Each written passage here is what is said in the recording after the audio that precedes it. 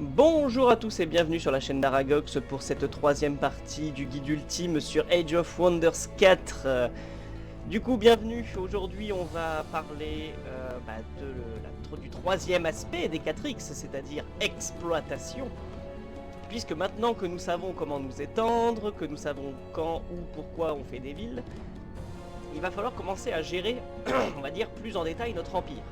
Donc aujourd'hui, nous allons voir tous les petits aspects de gestion que l'on peut trouver dans Age of Wonders 4. Ça va être la gestion du coup de l'arbre de l'Empire, la gestion des tomes de recherche, enfin les différents tomes pour faire les recherches. Ça va être la gestion des héros, des équipements, des classes de héros, bref, tout ce qui va être de la gestion. On va même aussi voir, on va dire, le 5e X, comme je l'appelle, qui est diplomatie. Donc explication, voilà, qui n'est pas à négliger dans Age of Wonders 4 puisqu'il peut vous rapporter gros, et oui. Bref, un bon gros programme, et nous finirons avec la 4e vidéo qui sera consacrée au combat, et comme ça, bah, on aura fait le tour du jeu.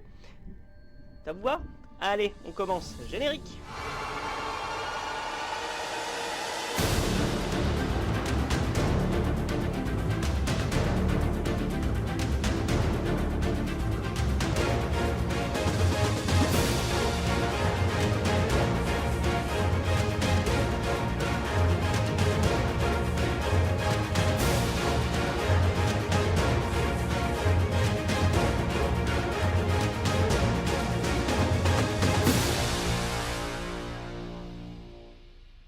Nous revoici donc sur la partie que nous avions laissée telle quelle à la dernière vidéo.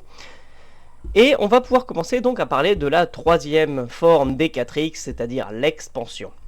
On va rajouter à cela aussi la gestion de la diplomatie, parce qu'il peut y avoir des choses très intéressantes à l'intérieur. Alors, je voulais revenir un petit peu d'abord sur les villes. Tout simplement parce que je vous ai montré beaucoup sur les villes, mais pas tout. Et notamment, voilà, tous les petits boutons qu'il y a dans les engrenages. Bon, ça c'est la capitale, il y a moins d'options, on va prendre plutôt une ville classique. Donc, dans les villes, vous avez l'assignation au gouverneur, vous avez le changement de nom, le transfert du trône, la libérer en tant que ville vassale pour qu'elle devienne une ville neutre. Vous pouvez raser la ville aussi, mais surtout vous pouvez aussi automatiser l'expansion de votre ville. En gros, ça va choisir, à chaque fois qu'il y a un nouvel habitant, automatiquement choisir tout seul l'emplacement du nouvel habitant. Vous pouvez donc orienter pour qu'il priorise des choses, mais voilà, essayez de le faire en manuel le plus possible. Alors, je vous ai donné des astuces, mais voilà, sachez que c'est possible. Donc dans des parties où vous mettez par exemple nombre de villes illimité, ce qui peut être le cas, bon ben comme ça peut devenir un peu chiant au bout de 5, 6, 7, 8 villes, ça peut devenir une option intéressante. Vous pouvez aussi automatiser la production. Dans ce cas-là, la ville va construire elle-même les bâtiments et choisir toujours en fonction de votre priorité d'automatisation. Voilà. Alors ça c'est intéressant, mais c'est traître, parce que du coup ça veut dire que ça va dépenser votre argent chaque tour où il y a besoin de construire un bâtiment. Donc vous pouvez commencer, alors, comme ça fait ça en début de tour, vous pouvez commencer le tour avec peu d'argent, donc je vous le recommande pas, toujours. Je vous conseille de tout faire en manuel quoi qu'il arrive. Ensuite vous avez l'onglet province qui va vous montrer ici toutes les provinces, ça va être en surbrillance. Là vous voyez, il y a en surbrillance en haut à droite, en bas à gauche, en surbrillance en haut à gauche, là-bas. Donc en gros, vous pouvez voir que ça met en surbrillance toutes les provinces que possède la ville et les bâtiments que vous avez dessus. Et en fait, vous avez un bouton qui vous permet de modifier le bâtiment en question. Vous voyez, là, je peux le transformer. Ça prend 3 tours. Ça peut être utile en fin de partie. Je m'explique. Vous voulez faire un build expansion avec beaucoup d'habitants très vite. Vous faites que des fermes, vraiment, genre même dans les forêts vous faites des fermes, même partout, vous faites que des fermes. Vous jouez pas avec le fait de booster les bâtiments comme moi je vous l'ai montré, mais vous cherchez qu'à faire des fermes. C'est une stratégie, pourquoi pas. Une fois que vous avez atteint les 30 habitants, c'est-à-dire le nombre d'habitants max dans le jeu pour une ville, là vous prenez votre panneau, tac, et là vous modifiez toutes vos fermes pour qu'elles vous rapportent des ressources différentes. Donc ça peut être une stratégie, voilà. À vous de voir comment vous voulez faire au fur et à mesure de la partie. En dernier, vous avez les structures, c'est juste tous les bâtiments que vous avez construits dans la ville. Et là où ça peut devenir intéressant, c'est que vous pouvez les démanteler. Voilà, vous récupérez 50% des ressources du bâtiment. Encore une fois, vous avez atteint les 30 habitants, ça ne sert plus à rien d'avoir un grenier. Donc vous démontez le grenier, voilà. Alors, en général, je vous recommande pas de faire ça parce que ça va diminuer le taux de production de bouffe et votre population consomme de la bouffe. Mais si vous êtes en très très haut surplus de bouffe, vous pouvez, dès que vous avez atteint le nombre max d'habitants, supprimer par exemple le grenier qui donne que 20 et stabiliser votre nourriture de façon à ce que rien ne manque. Voilà. Donc voilà, vous avez tout ça en stratégie que vous pouvez faire dans les villes. Je voulais vous le dire et le rajouter. En deuxième, nous allons revenir rapidement sur les tomes. Les tomes, j'en ai parlé dans la toute première vidéo. Je vous avais expliqué vite fait comment marche la bibliothèque de tomes, comment fonctionne les affinités magiques pour pouvoir les débloquer. Ce que je ne vous ai pas dit, c'est que en fait, Age of Wonders 4, au-delà d'un 4X, c'est un jeu de buildcraft. Je m'explique. Dans un jeu comme Civilisation, vous prenez un pays, une civilisation, et vous devez, à peu près, quand vous êtes un joueur pro, jouer avec les bonus de cette civilisation. Si vous prenez un truc qui a beaucoup de bonus de science, vous êtes forcé un petit peu de partir vers la victoire scientifique. Évidemment, cela dépend de ce que vont faire vos adversaires et tout ça, hein. Je comprends bien. Mais voilà, une faction qui a énormément de bonus en science va vous orienter vers une victoire scientifique, etc. etc. Dans Age of Wonders 4, le jeu nous laisse la possibilité de créer nous-mêmes notre faction. Alors, on peut jouer les factions de base du jeu, mais créer notre faction va nous permettre d'optimiser les choses. Et donc, on va partir sur des builds, ce qu'on appelle vraiment des builds. Quelque chose qui est très connu, c'est le chemin de tome. Le chemin de tome, c'est en gros la liste, votre arme technologique telle que vous la concevez pour votre partie. On va faire un truc très simple. J'ai envie de faire un nécromancien qui joue uniquement sur les morts vivants. Dans ce cas-là, je vais prendre comme tome de départ le tome de nécromancie. Et après, je vais me faire, avant même le début de la partie, je vais m'écrire sur un petit papier le chemin de tome que je veux emprunter. Alors ouais, je vais prendre nécromancie, mais avant de pouvoir débloquer le deuxième tome, le tome de rang 2 de la... le tome de rang 2 et de ça, je vais peut-être en prendre un autre. Du coup, je vais prendre le tome, je sais pas moi, de cryomancie, ça fera un peu de glace. Ensuite, je vais prendre donc le tome des âmes, qui donne des bonus pour les morts vivants. Ensuite, je vais prendre la grande transformation, qui permet de transformer tous mes citoyens en morts vivants. Après, je vais partir vers le tourment, ça donnera des bonus, etc. Ensuite, je vais prendre la grande faucheuse, qui est l'avant-dernier tome des morts vivants. Et après, je prendrai le tome du Seigneur éternel, parce que c'est le tome ultime des morts vivants, voilà. Et après, vous allez vous dire, peut-être qu'entre deux, j'ai besoin du tome du revenant, qui joue aussi avec les morts vivants, mais c'est une autre façon de jouer avec eux. Enfin voilà, vous allez vous faire un chemin des tomes. Et vous allez chercher à optimiser tout ça. Par exemple, je parlais tout à l'heure de la grande transformation. Là, donc toute la race devient mort-vivant. On regarde les morts-vivants, on voit qu'ils ont un malus de protection contre le feu. Horreur! Là, vous pouvez vous dire, pour combler ce malus de protection, je vais peut-être regarder dans les bouquins du chaos. Et dans les bouquins du chaos, en faisant une petite recherche, je tombe sur par exemple, le tome de canalisation du chaos, et je vois qu'il a ceci, une transformation de race mineure. Votre race peut se transformer une seule fois avec une transformation majeure, mais autant de transformations mineures qu'elle veut. Et du coup, la transformation de race mineure, elle rajoute 4 de protection contre le feu, donc ça va enlever leur malus contre la magie du feu, les dégâts de feu plutôt. Donc on va pouvoir se dire, ah ouais, du coup je vais pouvoir prendre ça, donc avant même. Et là vous effacez votre chemin des tomes, et là vous vous dites, alors attends, ça veut dire que le tome du Seigneur éternel, je vais pas le prendre, le revenant, je vais pas le prendre, je vais m'arrêter à grande transformation. Et avant d'aller chercher les échelons 4 et l'échelon 5 de tome des ombres, je vais partir en chaos, et je vais commencer à prendre des tomes du chaos jusqu'à débloquer celui-là. Et quand j'aurai comblé ma faiblesse au feu, là je retournerai dans les tomes de l'ombre, et je prendrai les derniers tomes qui me manquent, la faucheuse, le Seigneur éternel, etc. Voilà, le jeu vous permet de faire ça. Vous n'avez, on va dire, aucune excuse pour pas le faire, parce qu'en fait, l'IA ne va pas se gêner pour le faire. D'autant plus maintenant, puisque dans la création de factions, vous pouvez choisir le chemin de tome quand votre faction que vous créez sera jouée par l'IA. Donc il n'y a vraiment aucune raison de ne pas le faire. Ça permet des optimisations de dingue et ça différencie un joueur occasionnel d'un bon joueur d'Age of Wonders 4. Et c'est un petit peu le plaisir d'Age of Wonders 4, c'est de faire du buildcraft, du theorycraft et de trouver des combos un peu pétés. Voilà. Donc, voilà, je voulais vous présenter aussi que la gestion des tomes, c'est quelque chose qui est très important puisqu'il va falloir choisir votre arbre technologique afin de l'optimiser au maximum avec la façon dont vous voulez jouer. Troisièmement, l'arbre de développement d'Empire. Pareil, j'en ai parlé dans la toute première vidéo et j'avais fait un bref résumé des 6 factions. Allez voir ma première vidéo si vous voulez avoir le petit passage, voilà, où je parle des 6 éléments plus l'élément général.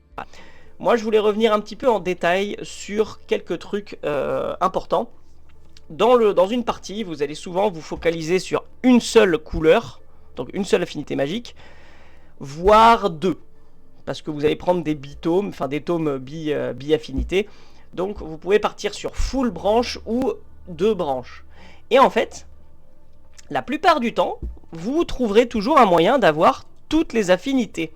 Sauf que comme vous gagnez quasiment pas de points dans ces affinités, vous n'atteindrez jamais le bout du tunnel sur les bonus. Donc vous allez devoir vous contenter des 3 premiers bonus qui sont plutôt faciles à récupérer, puisqu'ils ne demandent pas tant que ça. D'accord ? Et je voulais vous parler un petit peu des 3 premiers bonus de chaque couleur, parce que ça peut être très intéressant d'aller les chercher quand même si ce n'est pas votre faction. Voilà, soit en prenant un tome de cette couleur, soit parce que vous récupérez un bonus qui va vous donner une affinité de cette couleur.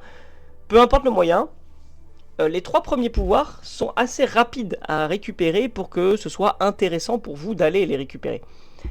On va commencer par, allez, en bas à gauche, le matérium. C'est bien simple avec le matérium, tout l'arbre est intéressant. Tout l'arbre est intéressant, donc vous vous doutez bien que les 3 premiers aussi.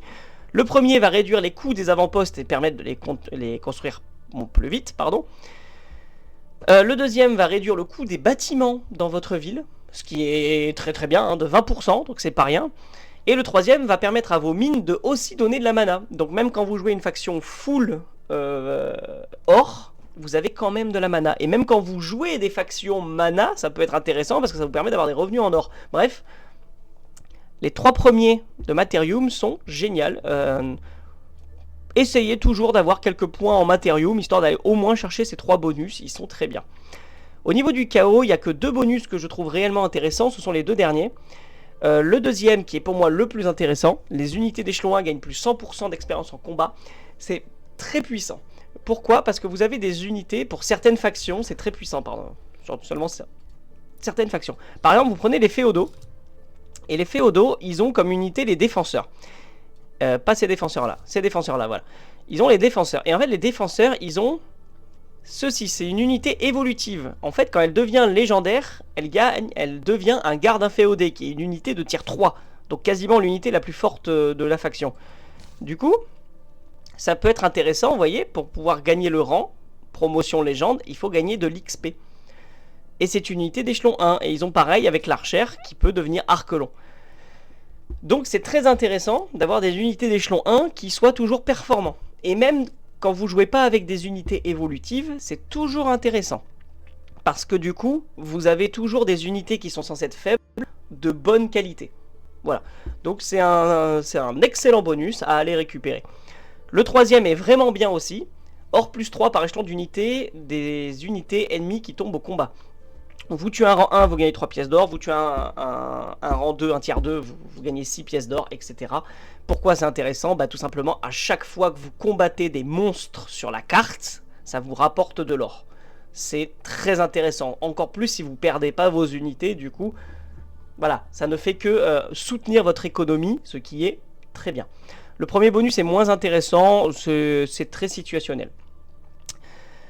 Au niveau de l'ombre, il y a 2 bonus que je trouve intéressants. Le premier, qui permet de gagner 150 savoirs par héros vaincu au combat, et ça compte aussi les héros neutres. C'est-à-dire que quand vous attaquez des villes neutres, quand une ville neutre vous envoie ses soldats, et que vous tuez l'armée, parce qu'elle est toujours accompagnée d'un héros, vous gagnez au minimum 150 de savoir. Ce qui est vraiment bien, hein, c'est 1 tour et demi, c'est même 2 tours de recherche, donc c'est incroyable. En plus, l'IA a tendance à spammer les héros et à les réunir dans les mêmes armées. Donc quand vous avez des armées avec 3-4 héros ennemis dedans, ça fait plaisir, quoi. Le deuxième, c'était celui-là. Donc les villes libres auxquelles vous assignez des pierres de murmure fournissent instantanément de la vision. Pourquoi c'est intéressant? Parce qu'en début de partie, vous cherchez à explorer. Dès que vous rencontrez une ville neutre qui n'est pas en guerre avec vous, vous lui balancez votre pierre de murmure et vous l'enlevez. Juste le fait de l'avoir mis, ça donne la vision, vous avez exploré les alentours et vous l'enlevez et voilà, vous la donnez à une autre ville. Et vous faites ça pour toutes les villes neutres que vous rencontrez et vous explorez la carte à une vitesse ahurissante. C'est un excellent bonus d'éclaireur. En plus, si vous jouez avec beaucoup de pierres de murmure, bah, vous gagnez aussi du savoir.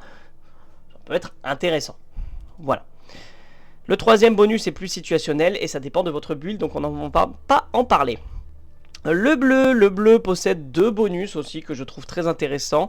Le troisième qui vous permet d'augmenter vos points de lancement de sorts, donc que ce soit sur la carte ou au combat. Pouvoir lancer des sorts au combat, c'est toujours très intéressant, peu importe votre build, peu importe si vous jouez avec la magie ou pas, c'est toujours très bien. Donc ça reste un petit banger à avoir en sécuritaire. Et le deuxième pouvoir, c'est le deuxième, puisqu'il permet de réduire les structures urbaines de recherche de moins 25% en coût en or et en production. Ça peut être intéressant. C'est un peu plus situationnel. Mais si vous jouez sur des maps avec beaucoup de ruines, ça devient obligatoire. Voilà. C'est pas le meilleur à prendre, hein. C'est pas automatiquement aller le chercher, mais il est très bien. Le premier, il est bien aussi, il est sympa, mais je le trouve moins bien que les deux autres. Après, c'est personnel, hein. On va zapper l'ordre, je vous expliquerai pourquoi. On va passer à la nature. La nature, il a les 3 bonus qui sont intéressants, comme le Materium. Le premier va permettre de fonder des villes en moins de tours pour fonder des villes, donc vous fondez des villes en un seul tour. Et en plus, les villes ont plus 1 d'habitants, ce qui vous permet de commencer avec 2 voire 3 habitants si vous avez fait le camp de travail. C'est très bien. Vous avez donc le deuxième bonus qui va octroyer aux fermes plus 5 de nourriture. C'est bien, surtout quand vous spammez les fermes en début, vous en avez plein des fermes. C'est toujours utile d'avoir des villes qui augmentent vite. Et le troisième, c'est à la fois un bonus défensif et offensif. En gros, voilà, vos unités régénèrent 15 points de vie supplémentaires par tour dans un domaine allié, et ça compte aussi les domaines des avant-postes. Ce qui vous permet en gros de créer des avant-postes à côté de l'adversaire, et de pouvoir avoir un hôpital de campagne, voilà. Ce qui est plutôt sympathique. Pourquoi je disais qu'on allait parler de l'ordre en dernier? Parce que l'ordre, c'est un petit peu celui qui joue solo. C'est celui que si vous jouez pas ordre, ça sert à rien de prendre des bonus d'ordre, tout simplement. Du coup, le premier vous permet de gagner des relations avec les villes, on s'en fiche. Le deuxième, c'est une pierre de murmure. Ça peut être intéressant si vous jouez avec des villes libres. Mais s'il n'y a pas de ville libre, bon ben voilà, tant pis. Et puis 2 pierres de murmure, c'est largement suffisant en général. J'ai bien dit en général. Le troisième, les vassaux octroient 10 pièces d'or par tour en tribu. Ça serait sympa si vous aviez des vassaux. En gros, c'est que des bonus. Si vous jouez ça, alors c'est bon, ça marche. Mais si vous jouez pas ce gameplay là avec les vassaux, alors tout l'arbre de l'ordre ne sert à rien. Et c'est un petit peu le défaut des bonus de l'arbre d'ordre, c'est que la grande majorité d'entre eux ne jouent qu'avec les vassaux. Vous voyez, vos vassaux, recrutez des unités avec le ralliement des seigneurs, donc c'est les vassaux. Bon ça, non, ça c'est la diplomatie. Les vassaux, voilà. À la limite, oui, non même pas, le ralliement des seigneurs. Ah voilà, à la limite il y a lui qui est sympa. Les troupes de choc, les boucliers, les unités d'as gagnent 10 d'expérience par tour, ça c'est bien. Voilà, il faut atteindre le 4e bonus si vous voulez avoir un truc bien. Sinon, tout voilà, il n'y a rien qui synergise avec le reste des autres affinités. Alors que les autres affinités, ça peut marcher, peu importe la partie. L'ordre ne fonctionne que si vous jouez des vassaux. Voilà. Voilà. Si, dans l'arbre général, pardon. L'arbre général, je voulais vous donner une petite astuce. L'arbre général est absolument indispensable, hein, il vous permet de faire plein de choses, mais il y a 2 effets à prendre absolument. Le premier, c'est la construction de routes, qui va vous permettre de construire des routes, bravo. Et le deuxième, c'est la logistique avancée, qui va diminuer le coût de points de déplacement des routes. En gros, Là, je peux pas faire de route. On va passer le tour. Vous allez comprendre. Tac, tac, tac, tac, tac. Vas-y, vas-y, vas-y, vas-y. Déplace-toi, déplace-toi. Voilà. Est-ce que j'ai assez de points pour le prendre? Oui. Voilà. Donc en gros, comme vous le savez, se déplacer, ça va coûter de 6 à 8 points de déplacement. Donc là, la forêt, c'est 8 points de déplacement. Si je vais dans la plaine, ça fait 6 points de déplacement. Les routes, c'est seulement 5 points de déplacement. Si j'ai la logistique avancée, c'est 3 points de déplacement. Avec 3 points de déplacement, ça veut dire que avec 40, on peut compter hein, en partant d'ici. Ça fait 3, 6, 9, 12, 15, 18, 21, 24, 27, 30, 33, 36, 39. Et voilà, je peux aller à peu près jusque là. C'est fort. C'est très très fort. Ça va vous permettre de vous taper des sprints à l'infini. C'est très chouette. Et en plus, si vous avez des bonus qui régénèrent les points, comme par exemple les barbares, ils peuvent mettre des avant-postes. Genre, il met un avant-poste ici, il récupère 50% de son... 50% de ses points de déplacement. Et du coup, bah, il peut recommencer et presque atteindre Bendletown. Donc tout ça de distance en un seul tour. C'est bien. Et l'autre avantage, c'est que du coup, regardez. Je vais prendre ça, la construction de route. En fait, il compte.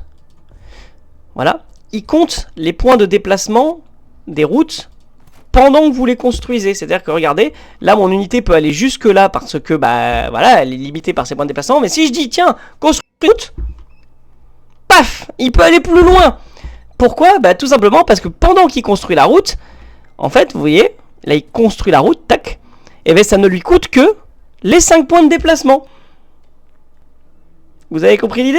C'est génial. Voilà, 27, paf, 22. Vous voyez, ça lui a coûté que 5.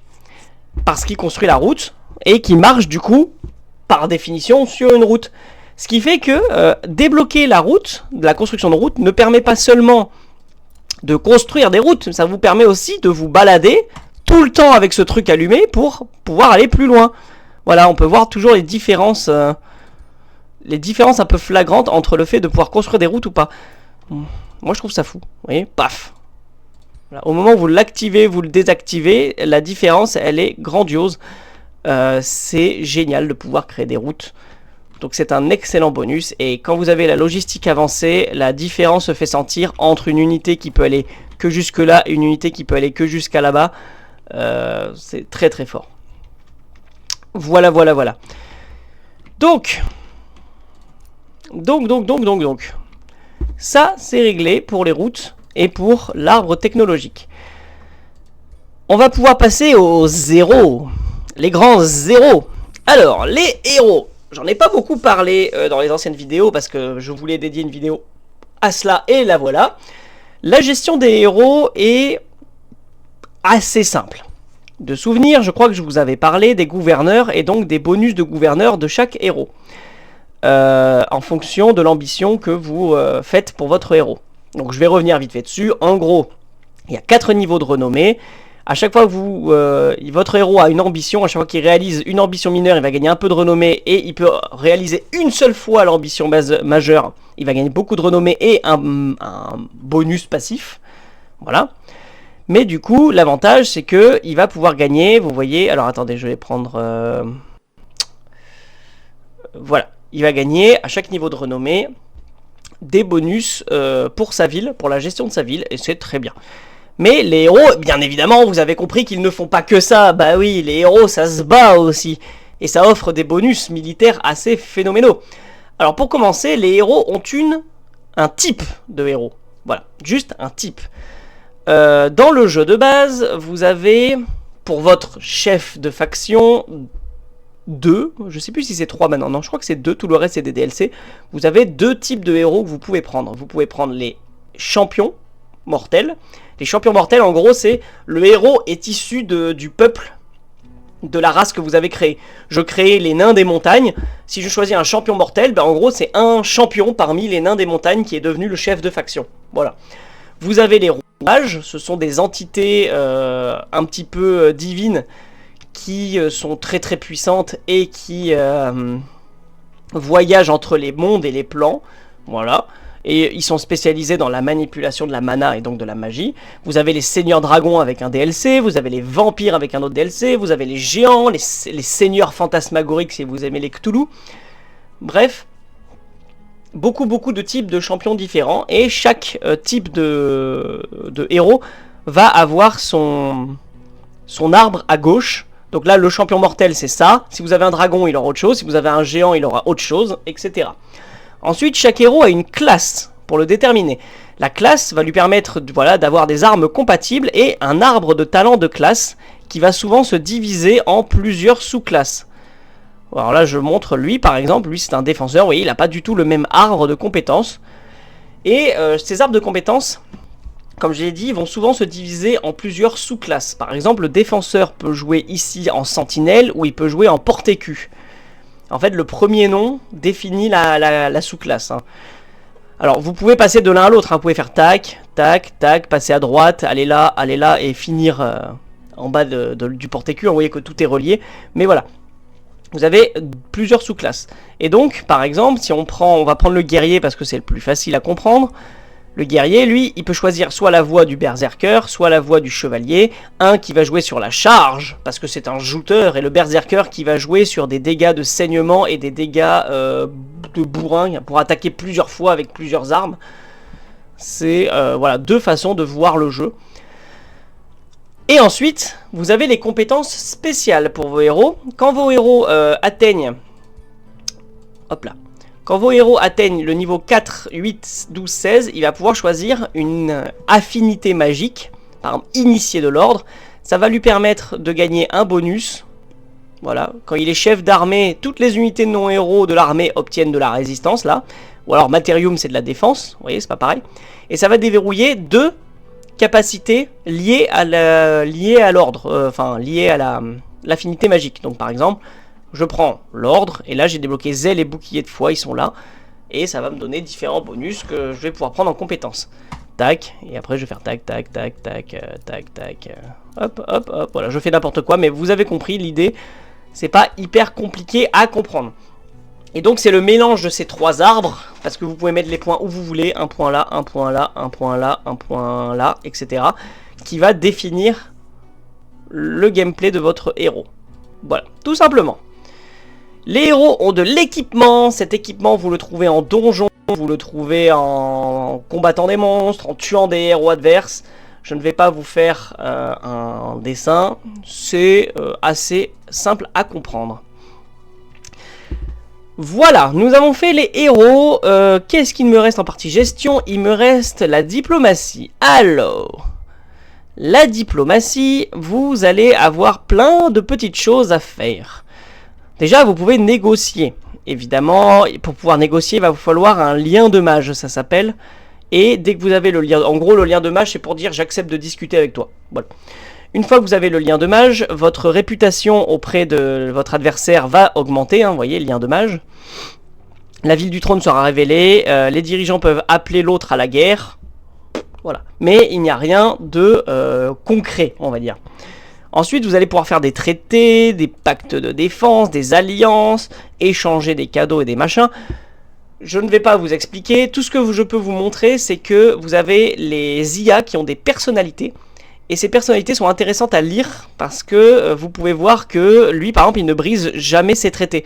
Donc, si vous devenez allié avec lui, vous pouvez lui faire les pires crasses du monde, il ne se rebellera jamais. Voilà. Donc ça peut être intéressant de lire un petit peu les choses. Mais, là où la diplomatie devient très importante, c'est quand vous avez des doléances. Alors, ah oui, d'ailleurs, j'ai pas parlé de déclaration, mais vous pouvez faire des déclarations de rivalité, doléances simulées, etc. Qu'est-ce que les doléances? En gros, pour pouvoir déclarer la guerre à un adversaire, il vous faut une excuse, un casus belli, comme on dit. Et ce casus belli, vous allez pouvoir l'obtenir avec les actions que vous faites en partie. Par exemple, lui, je peux lui déclarer une guerre sans justification. Pourquoi? Parce que regardez, on n'a aucun grief, lui et moi. On s'aime bien, on n'a jamais tenté de faire des crasses à l'autre. Donc si je lui déclare la guerre, c'est sans justification. Déclarer une guerre sans justification, ça va lui donner déjà des doléances. ça va me faire perdre des relations avec mes villes vassales, mes villes vassales vont perdre de l'allégeance, etc. Et je vais gagner, évidemment, de l'alignement du mal. Mais surtout, le plus gros malus, ça va être les revenus globaux en Imperium qui vont diminuer de 20%. Et ça, c'est pas cool.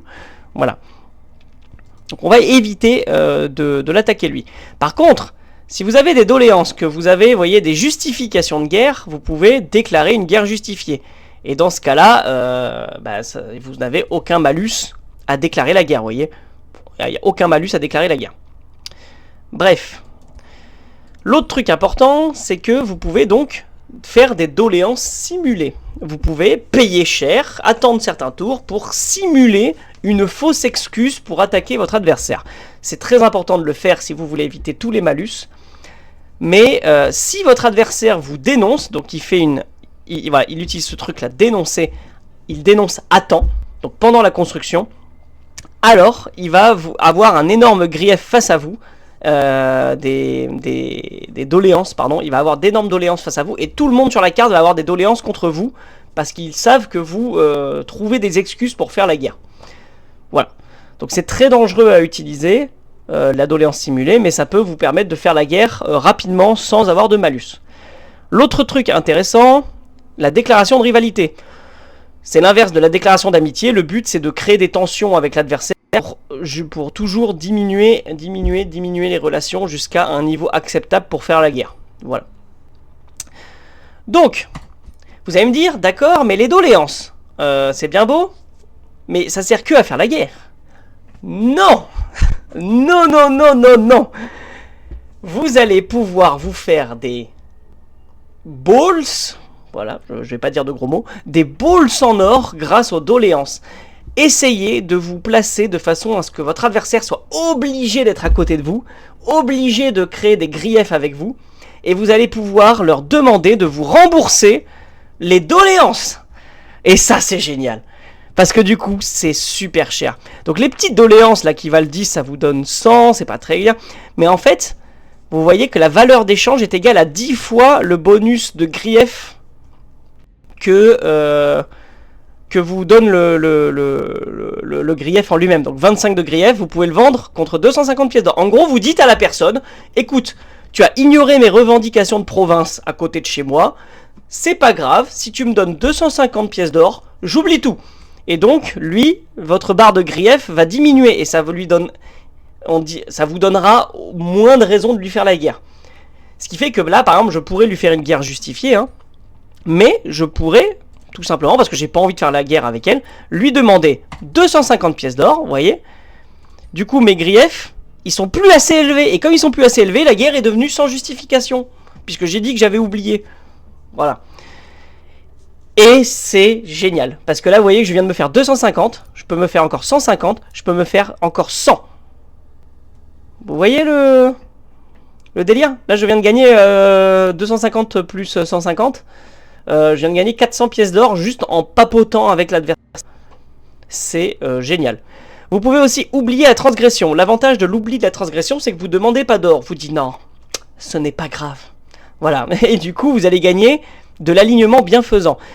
Certaines factions, comme les pactisés, jouent avec leur alignement. Pareil pour les élevés, ils jouent beaucoup avec leur alignement. Ça peut être intéressant justement d'oublier tout le temps les transgressions afin d'augmenter rapidement votre jauge d'allégeance. Enfin d'alignement, pardon. Enfin, voilà. La diplomatie, c'est pour ça que je disais en première vidéo que la diplomatie c'est très important. C'est un peu le 5e X de Age of Wonders. C'est parce qu'en fait, en fonction de ce que vont faire les adversaires et vous allez pouvoir vous faire des COI2LE en or. Voilà. Et moi, je peux aussi payer pour mes transgressions. Alors ça, par contre, je vous le recommande uniquement si vous avez un adversaire qui est beaucoup trop fort. Ou dans un scénario où il y a un mec qui commence avec 5 villes et pas vous. Ça peut être intéressant de toujours payer pour toutes vos doléances, histoire d'éviter qu'il s'énerve. Ça peut être un excellent plan diplomatique pour tenter de tenir la partie plus longtemps. Voilà. Mais voilà, sachez que tout ceci existe et maintenant je peux plus lui faire la guerre puisque je n'ai plus aucune justification, puisque j'ai tout oublié. Voilà, voilà. On va finir avec la dernière chose, les onglets. Donc les onglets de gestion de l'Empire. Le premier onglet vous permet d'avoir l'aperçu diplomatique, donc voir les relations que vous avez avec tout le monde, les relations que vous avez avec les villes libres et quelles sont les villes libres où vous n'avez pas encore mis de pierre. Par exemple là je pourrais très bien dire, ah bah je retire ma pierre de murmure, je vais la mettre à elle. Même si je sais pas où elle est. Toutes les races présentes, donc là nous sommes les humains élus, on est là. Voilà. Le deuxième va vous permettre de faire de voir les conditions de victoire, de voir les différentes quêtes et de pouvoir créer des primes. Vous pouvez créer des primes, donc des primes pour dire je veux que vous détruisiez ce truc contre de l'or. Mais vous pouvez aussi dire j'aimerais que vous attaquiez tel joueur et je donne de l'or pour quiconque attaque ce joueur. C'est bien pour orienter les IA et faire de la guerre par procuration, c'est plutôt sympathique. Vous pouvez voir ici les scores de tout le monde pour les différents types de victoires. Voilà. Ici, la gestion des héros, la prison et la crypte. Alors la prison et la crypte, quand vous battez des héros ennemis, vous avez une chance de l'emprisonner, une chance de le tuer, qui se retrouvera du coup dans votre crypte ou dans votre prison. Si vous avez les bâtiments correspondants, tac, je ne les ai pas faits, hein. Moi, je les ai faits, les bâtiments. Attendez. Non, je ne les ai pas faits. Oui, il faut que je construise ma tour de mage d'abord. Oui, voilà, ouais. Voilà, tour de mage, voilà. Si vous avez les cellules de la prison, vous gagnerez du savoir par héros dans votre prison. Si vous construisez la crypte, vous gagnerez du mana par héros dans votre prison. Voilà, vous pouvez aussi recruter des héros spéciaux, etc. Dans les prisons, vous pouvez cliquer sur les adversaires pour les buter, les rançonner, les manger quand vous êtes un vampire, etc., etc. Vous pouvez augmenter la limite de héros plus tôt en payant de l'Imperium pour avoir plus vite plus de héros. Ici, ce sont toutes les matériaux magiques, donc les ressources rares de la carte, qu'on a déjà parlé sur l'épisode précédent de souvenirs.